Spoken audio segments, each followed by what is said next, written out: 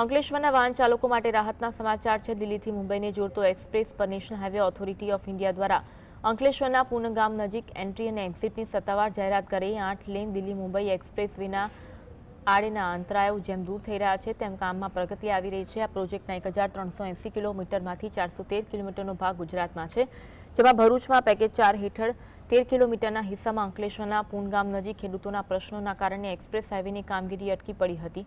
જોકે સમયાંતરે આ કામગીરી પૂર્ણ કરવામાં આવી છે। એનએચએઆઈના અધ્યક્ષ સંતોષ કુમાર યાદવે 6 ઓક્ટોબરે કનેક્ટિવિટી પ્રોજેક્ટને લીલી ઝંડી આપી હતી।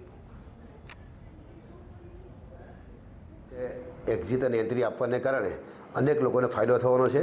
હાંસોદથી અંકલેશ્વર અને અંકલેશ્વરથી હાંસોદ અને હાંસોદથી સાહોલ એ રસ્તાની પણ ફોરલેન માટે દરખાસ્ત કેન્દ્ર સરકારમાં મોકલવામાં આવી છે કે જે દાંડી માર્ગ લાગે છે એને લઈને આ દાંડી માર્ગની સાથે પણ નેશનલ હાઈવે 4 જે છે એની એન્ટ્રી એક્ઝિટ જ્યાં આપવાના છે એ દાંડી માર્ગ પણ લાગે છે। દાંડી માર્ગને પણ આ હાંસોદ અંકલેશ્વર વિસ્તારના તમામ લોકોને આનાથી રાહત મળવાની છે અને ખાસ કરીને ઉદ્યોગકારોને પણ આ મળવાને કારણે એમના સમયનો બચાવ થવાનો છે અને સાથે